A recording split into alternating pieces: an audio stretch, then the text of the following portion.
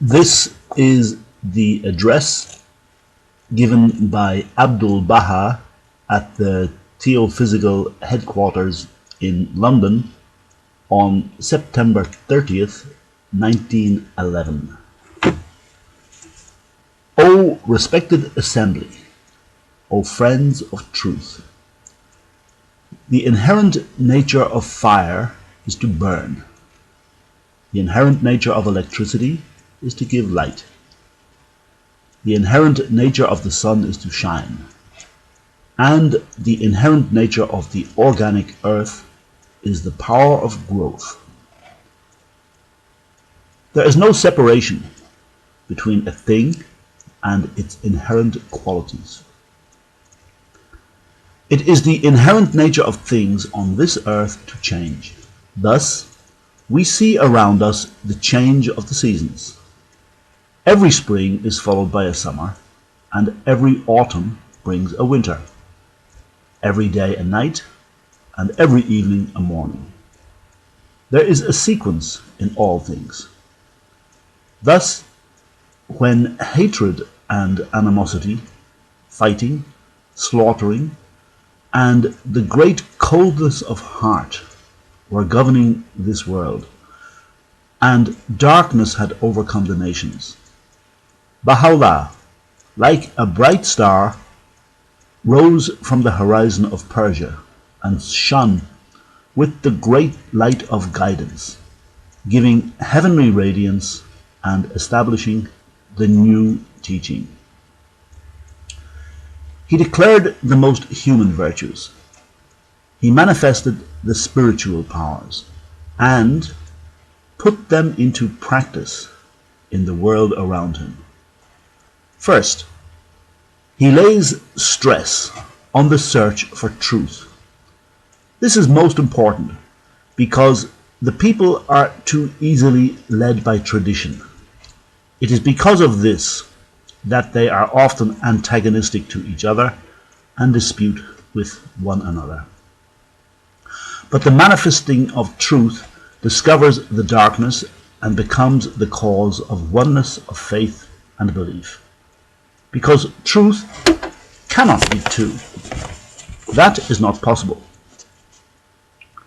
Second, Baha'u'llah taught the oneness of humanity. That is to say, all the children of men are under the mercy of the great God. They are the sons of one God. They are trained by God. He has placed the crown of humanity on the head of every one of the servants of God. Therefore, all nations and peoples must consider themselves brethren. They are all descendants from Adam. They are the branches, leaves, flowers, and fruits of one tree. They are pearls from one shell. But the children of men are in need of education and civilization, and they require to be polished till they become bright and shining. Man and woman both should be educated equally and equally regarded. It is racial, patriotic, religious, and class prejudice that has been the cause of the destruction of humanity.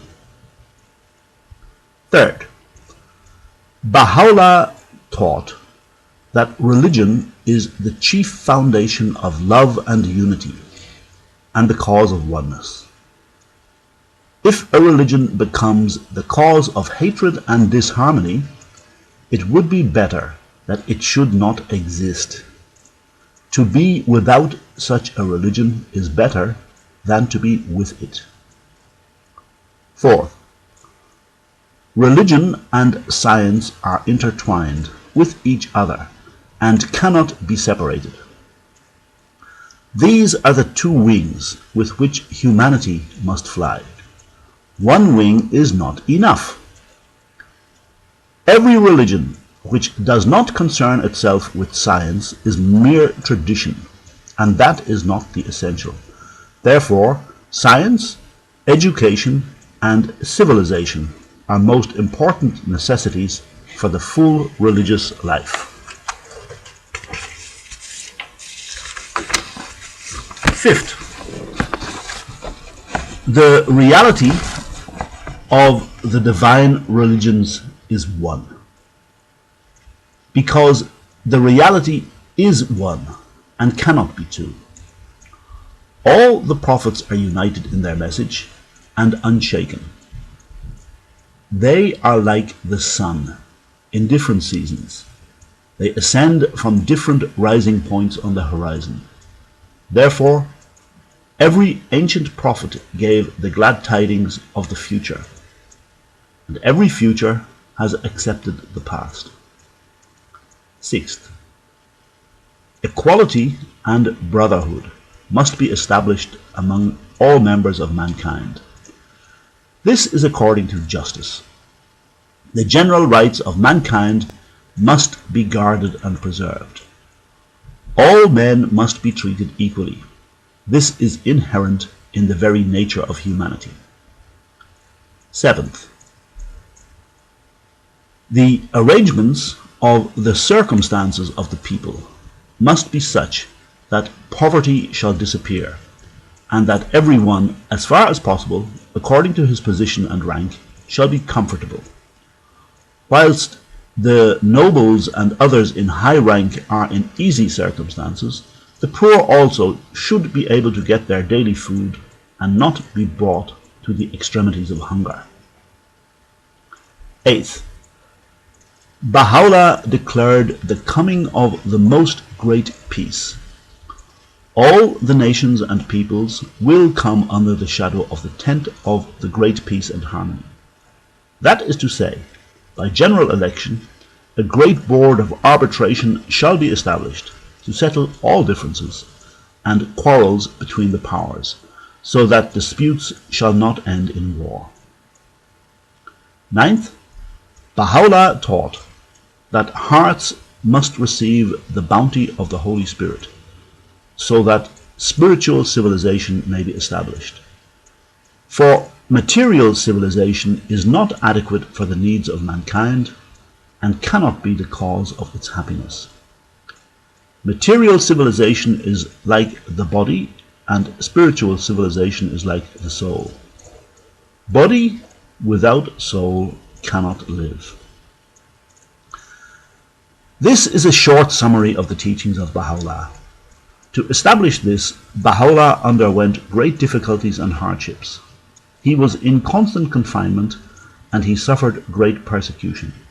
But in the fortress, Akka, he reared a spiritual palace from the darkness of his prison. He sent out a great light to the world.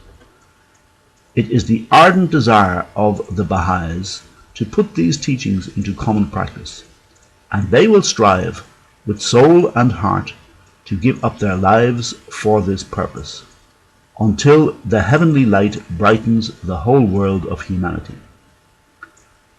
I am very happy that I have been able to talk with you in this gathering, and hope that this deep consciousness of mine is acceptable to you.